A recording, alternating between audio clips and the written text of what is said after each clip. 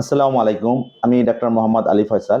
আমি বাংলাদেশ মেডিকেল বিশ্ববিদ্যালয়ের orthopaedic surgery বিভাগের আর্থ্রোস্কোপি ও জয়েন্ট রিপ্লেসমেন্ট ইউনিটে সহযোগী অধ্যাপক হিসেবে কর্মরত আছি। আজ আমি আপনাদের সামনে আমার এক রোগী, উনার বয়স 52 বছর, একটু বয়স বেশি। 6 মাস আগে উনি গরু বাঁধতে যেয়ে গরুর রশির সাথে প্যাচ লেগে উনি পড়ে যায়, পায়ে ব্যথা পায় এবং পরবর্তীতে দেখা যায় যে হাঁটতে গেলে ঠিকমতো হাঁটতে পারতো না।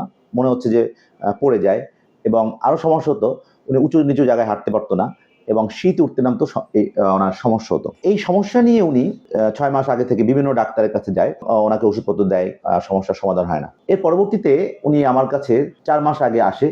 আসার পরে আমি ওনার এক্স-রে দেখি যে ওনার হাঁটুর কন্ডিশন মোটামুটি ভালো, হাঁটুতে কোনো ফ্র্যাকচার নাই। হাঁটুর কন্ডিশনটা ওনার যে 52 বছর বয়স সে অনুযায়ী কম্পারেটিভলি অনেক ভালো আছে। এরপর আমি ক্লিনিক্যাল এক্সামিনেশন করি। ক্লিনিক্যাল এক্সামিনেশন করে আমি দেখতে পাই যে ওনার ডান পায়ের অ্যান্টেরিয়র ক্রুশিয়াল লিগামেন্ট ইনজুরি আছে। ওনাকে আমি একটা এমআরআই দেই। ওই এমআরআই দেখে আর ক্লিনিক্যাল এক্সামিনেশন করে আমি কনফার্ম হয়ে যাই অ্যান্টেরিয়র ক্রুশিয়াল লিগামেন্ট অর্থাৎ এসিএল টিয়ার আছে। তো পরবর্তীতে ওনাকে আমি বুঝিয়ে বলি আপনার ডান পায়ের অ্যান্টেরিয়র ক্রুশিয়াল লিগামেন্ট অর্থাৎ এসিএল টিয়ার হয়েছে। যেহেতু ওনার একটু বয়স বেশি, আমিও একটু যে ওনার অপারেশন করবো কি করবো না একটু দ্বিধান্বিত ছিলাম। পরবর্তীতে ওনার এক্সরেটা যখন আমি আবারও রিড করে দেখতে পাই যে অর্থাৎ আবারও দেখি, ভালো মতো দেখি যে ওনার হাঁটুর যে কন্ডিশন, সে কন্ডিশন মানে অস্টিওআর্থ্রাইটিস চেঞ্জ কম্পারেটিভলি অনেক কম। তো সেই ক্ষেত্রে আমি ওনাকে বলি যে আপনার যেহেতু হাঁটুর কন্ডিশন ভালো, আপনার অপারেশন করলে আপনি আগের মতো সব কাজ মোটামুটি করতে পারবেন। তো উনি আমার এই কথা শুনে অপারেশনের জন্য রাজি হয়। আমি ওনাকে যেদিন ভর্তি হতে বলি উনি সেদিনই ভর্তি হয় এবং ওই দিন দুপুরে ওনাকে অপারেশন করে পরের দিন সকালে ওনাকে আমি ছেড়ে দিই। তো আজকে প্রায় 3 মাস হয়ে গেছে।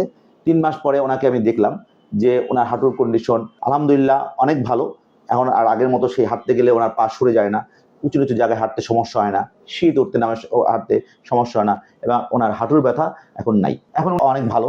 এর কারণ হচ্ছে উনি এই 3 মাসে ওনাকে আমি যে কাজ করতে, যেভাবে ওনাকে ব্যায়াম শিখিয়ে দিয়েছি উনি ঠিক সেভাবে ব্যায়াম করেছে। অর্থাৎ অপারেশনের পরে যে নিয়মগুলো মানতে হয় অর্থাৎ পোস্ট অপারেটিভ প্রোটোকল যেভাবে মানতে হয় সেগুলো উনি ঠিক সেভাবেই করেছে, যার ফলশ্রুতিতে আজকে তার 3 মাস পরে অপারেশনের পরে যেটুকু উন্নতি হওয়া দরকার সেইটুকু উন্নতি হয়েছে। এখন আপনারা দেখেন মুখলেস সাহেব কি সুন্দর হাঁটতে পারে, মুখলেস সাহেব হাঁটাই দেখেন, ওই চেয়ারটা সরাই দাও। হ্যাঁ, ওই চেয়ার, আচ্ছা ঠিক আছে, বসেন বসেন।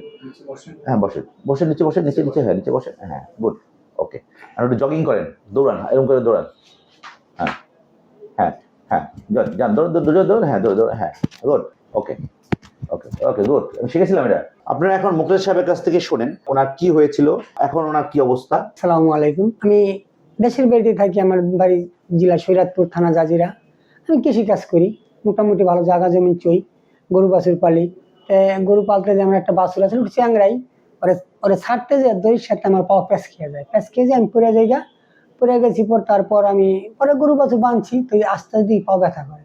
তারপর আমাকে এলাকার ডাক্তার ওষুধপত্র যাই, ব্যথার ভিতরে খেলাম, আমার ব্যথা যাই হোক ব্যথা কমে না। তারপর আমি ঢাকায় এসে টুকিটাই ডাক্তার দেখাইছি আজিমপুরে। তারপর ওরা একসে যাই করছে, একদিন কোনো রিপোর্ট ওষুধ লেখে, রিপোর্ট ভালো, আপনার পাওয়া তো ভালো, ওষুধে কোনো কাজ করে না। তারপর আমার এক ভাগ্না পুপলায় চাকরি করার বললাম যে ভাগ্নে এই সমস্যা, এসব বললো তো মামা তো পুপলায় আসেন, ভালো ডাক্তার দেখাই দিন। তখন আমি স্যারের কাছে আসলাম, স্যারে আমার পাওয়া দেখলো, রিপোর্ট ওই রিপোর্ট দেখলো, রিপোর্টে তেমন পায় না, কিন্তু আমার পায়ের সমস্যা আছে। তাই নিয়ে আমার কিছু ওষুধও লেখলো হালকা পাতলা, আর করলো আপনি এমআরআই করতে হবে। তারপর আমি এমআরআই করলাম, এমআরআই করার পর স্যারের দেখাইলাম, স্যারের বললো যে আপনার পায়ের সমস্যা আছে, আপনার রগে আছে, রক ছিঁড়া গেছে। স্যার কি করতে হবে? স্যারে বললো যে অপারেশন করতে হবে। আমি আসে স্যারের যেমন বলছে আমি ঠিক আমি ওই তারিখ মতো এসে ভর্তি, আমি অপারেশন করছি আলহামদুলিল্লাহ। ওটা আমি অনেক ভালো, আগের মতো আমি নেই। আগে হাঁটতে গেলে আমার বাড়িটা লড়তো, বা আমি পাড়া দিতে গেলে কাইতে যেতাম, আমার অনেক ব্যথা করতো, আমি কাজকর্ম তো করতে পারতাম। মোটামুটি চাইলে আমি কাজকর্ম করতে পারি। মোটামুটি অপারেশন 3 মাস হয়েছে, 3 মাস হয়েছে। 2 মাস আমি ভালোই রেগুলার আইসি গেছি, স্যারে বলছে 1 মাস পরাইতে, আমি 1 মাস 7 দিন পরে আবার আজকে আসছি। ধন্যবাদ মুখলেস গাজী সাহেব। আপনারা মুখলেস গাজী সাহেবের কাছে শুনলেন যে ওনার কি সমস্যা হয়েছিল, ওনার কি এখন কেমন আছে। আপনারা মুখলেস সাহেবের কাছে জন্য দোয়া করবেন। আমি আশা করি মুখলেস সাহেব 9 মাস পরে একদম সম্পূর্ণ ভালো হয়ে যাবে এবং উনি ওনার এই বয়সে স্বাভাবিক যে কাজগুলো করার অর্থাৎ সব কাজই করতে পারবে, অর্থাৎ উনি স্বাভাবিকভাবে যে হাঁটতো সেটা পারবে, উনি যে নামাজ পড়তে পারতো সে নামাজ পড়তে পারবে, উনি যে গ্রামে যে টুকটাক কাজ করতো অর্থাৎ উনি গরু চড়াইতো, অনেক উনি অনেক কৃষি কাজ করতো, হ্যাঁ উনি ধান লাগাইতো, সেই কাজগুলো সবই উনি ইনশাল্লাহ করতে পারবে, ওনার কোনো কাজে আর বাধা থাকবে না। তো আপনারা ওনার জন্য দোয়া করবেন যেন উনি সব কাজ আগের মতো ঠিক মতো করতে পারে, এই জন্য আপনারা দোয়া করবেন। এর পাশাপাশি আমি আপনাদের একটা কথা বলতে চাই যে অনেকে মনে করে যেহেতু বয়স 50 হয়ে গেছে, তো এই ক্ষেত্রে আমার পায়ের রগ এন্ট্রোক্রুশিয়াল লিগামেন্ট অপারেশন করবো কিনা। আমার কথা হচ্ছে যে যদি বয়স 50-এর বেশিও হয়, অর্থাৎ আমরা বিভিন্ন জার্নাল, অর্থাৎ এখন বিভিন্ন বইতে আসতেছে এবং জার্নাল আসতেছে যে বয়স 50-এর বেশি হলেও সাইডের নিচে, অর্থাৎ 60 বছর বয়স পর্যন্ত যদি হাঁটুর কন্ডিশন ভালো থাকে, অর্থাৎ হাঁটুর যে যে টিবিয়া এবং হচ্ছে গিয়া ফিমার যদি ভালো থাকে, তো অর্থাৎ অস্টিওআর্থ্রাইটিক চেইন যদি কম্পারেটিভলি কম হয়, অর্থাৎ স্টেজ 1 হয় বা স্টেজ 2 এর মধ্যে হয়, সেক্ষেত্রে আমরা আর্থ্রোস্কোপিক্যালি অ্যান্টেরিয়র লিগামেন্ট রিকনস্ট্রাকশন করতে পারি। এবং সেক্ষেত্রে মনে রাখতে হবে যে বয়সটা অবশ্যই 60-এর নিচে হতে হবে। 50-এর উপরে হলে অসুবিধা নেই, 50 থেকে 60-এর মধ্যে হতে হবে। 60-এর উপরে গেলে আমরা সাধারণত আমরা যে অ্যান্টেরিয়র লিগামেন্ট বা লিগামেন্ট অপারেশন করি না। তো এক্ষেত্রে নতুন যে আমাদের বইতে আসছে, আমাদের জার্নালে আসছে যে 60 বছর পর্যন্ত আমরা যদি পায়ের রগ ছিঁড়ে যায় এবং পায়ের যদি অস্টিওআর্থ্রাইটিক চেঞ্জটা খুব বেশি নেয়, অর্থাৎ স্টেজ 1 বা 2 থাকে, সেক্ষেত্রে আমরা অ্যান্টেরিয়র লিগামেন্ট রিকনস্ট্রাকশন করতে পারি।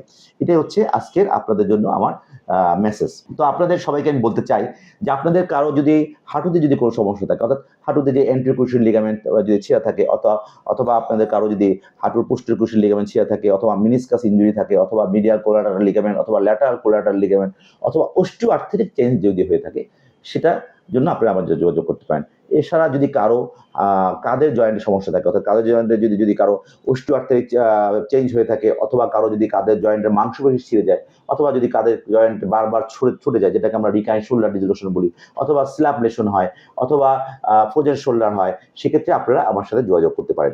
এছাড়া যদি কারো যদি হিপ জয়েন্টে সমস্যা হয়, হিপ জয়েন্টে অর্থাৎ উরুসন্ধিতে যদি সমস্যা হয়, যেরকম কারো যদি হিপ জয়েন্টে ব্যথা হয়, অস্টিওআর্থ্রাইটিক চেঞ্জ হয়, অ্যানকাইলোসিস হয়, অর্থাৎ হিপ জয়েন্ট ঠিক মতো নাড়াচাড়া করতে পারে না, নিচে বসতে পারে না, অথবা কারো যদি অ্যাভাসকুলার ফিমোরাল নেক হয়, সেক্ষেত্রেও আপনারা আমার সাথে যোগাযোগ করতে পারেন।